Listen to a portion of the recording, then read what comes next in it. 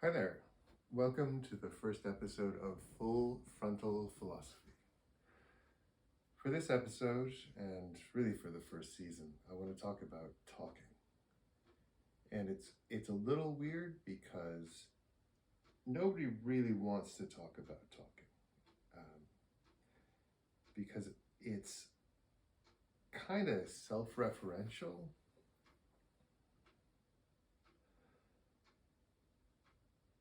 And if you know how to talk, why bother?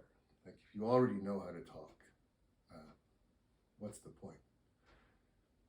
But the question is, do you know how to talk? I mean, there's a lot of talk nowadays about misinformation, disinformation, liars, lying. And it's weird because people seem to be lying and they still have followers who don't seem to care whether they're lying or not. And for the reality-based community, this is confusing. There's no good way to talk about what's happening when somebody lies and it's verifiably a lie, and nobody who listens to them seems to care about the lie at all. So I want to talk about what's going on. How is that even possible? How do we talk about what's happening if it's not communicating reality? What is being communicated? So, and how do we get to the bottom? How does it even work? How do your words say or mean anything? So there are three ways that traditionally people talk about how words have meaning, how I can talk to you, how I can transfer something to you with words. And the first one, the first idea, comes from Plato. I'm sure it predates Plato, but the idea is that there's a world of abstractions, ideas, ideals, and we use words to indicate that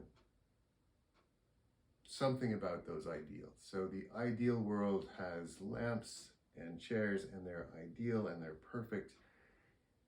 And what words do is represent those ideals. And then in reality, we see things like a chair, like a piece of paper, and they're like those ideal things. They're representations, they're instances of that ideal. But the ideal world allows us to think in an abstraction and allows us to talk about something that's not this, right? It's not this paper, it's a paper in general. So obviously there's a problem here, which is whose ideal is it? And where does that world exist? And how does that world interact with the real world? And how many things are in it? Like, all questions. The next way people sometimes talk about the way words work is sort of called realism or scientific realism. And that is more that we don't need to know how they work. We discover things and we name them and then they work. They represent real things. Like this paper, the word paper represents actual paper. And what we do is we use science or investigation to find out what that paper is like. And then the word represents the paper. Now, this idea, the idea of scientific realism for words, is that the problem with that idea is that what about lies?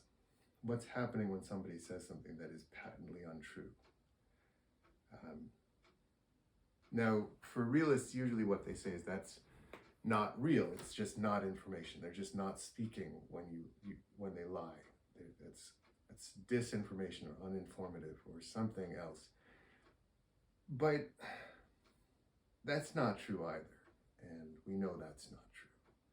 So there's a problem there. The third idea, which usually is the fallback, is what's called nominalism, where words are, they mean whatever we agree them that they mean. We use them because they work, and they work because they work, and they work because we agree that they work. So I will call this a piece of paper, and we can agree that this is paper. And as long as you agree with me that this is paper, we can use the word paper, and everybody can communicate. The problem for nominalism, while it's certainly, like practical, is how did we come to an agreement? Like, how did we even decide that we could decide about paper? What words did we use to say, I agree with you that this is paper, right? What words would even convey that idea of something being agreeable? And then what if somebody decides that they want to undermine that, or to use a completely different convention? And I think this is where misinformation and disinformation becomes very hard to distinguish, where if somebody else has their alternative facts and that group agrees that all of those facts are real and I don't, do we just have to fight? And that seems to be what happens. Like, that's, as a practical matter, what people do. They end up fighting. So that's really it. Like, there isn't another way that's sort of traditionally talked about that people use to talk about talking. What's happened is, in philosophy, philosophers have picked a side, and what they end up doing is saying that everybody else is more wrong than we are. So my version, whether it's Platonism, realism, or nominalism, is the least bad. And that's not a great place to be. So, what I want to do here with Full Frontal Philosophy is, at least this season, is talk about what it means and what's possible. And the fact is, in order to talk about talking effectively, we need to talk about entropy. And the thing about entropy is, it embarrasses everybody. Nobody wants to talk about entropy. It's kind of like if you could break out of prison, but the only way is to go through the sewer and then climb over an electric fence, get electrocuted, and then climb through another sewer, maybe an electrified sewer. And so, in general, we avoid it. And I'm going to push it away. We'll wait. We'll talk about other things, and we'll work through the other issues before we get to entropy, because that's really not where we want to be. So, as a ground rule, like, the issue when we think about talking, when we think about communication in general, is I'm trying to send something from me to you, and it's that we're different. We're individuals.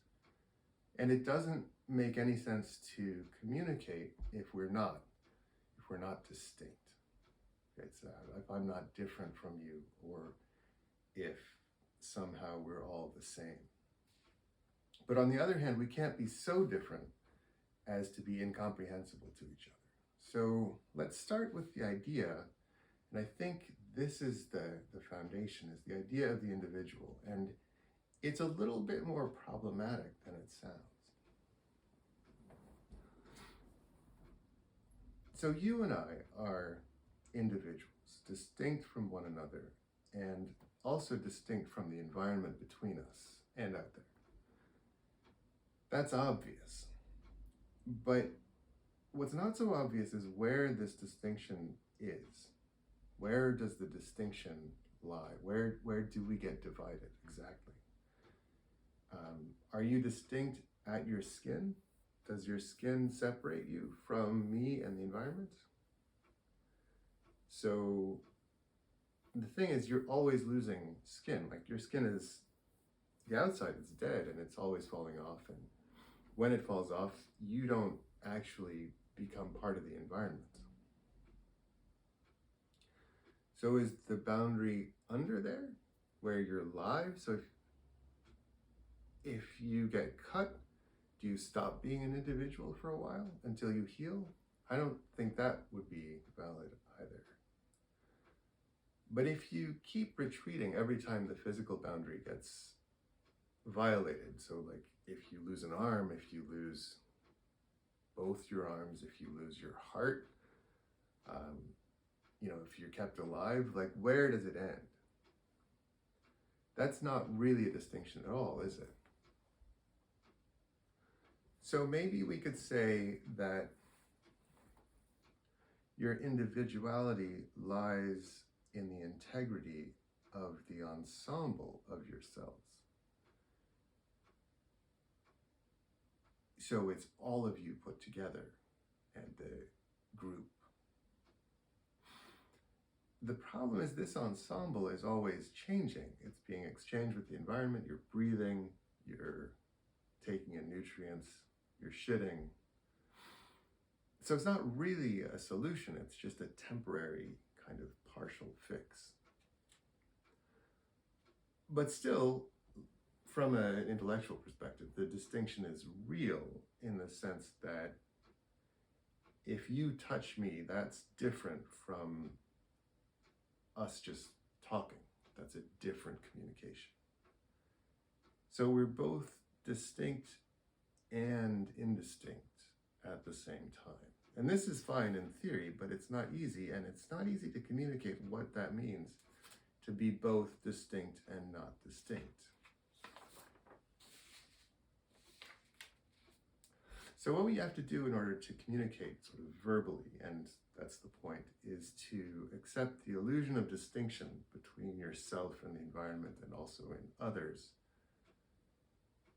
and set up this grammar of subject, verb, and object so that we can communicate coherently that we're talking about one distinct thing doing something to another distinct thing and then something happening out of that.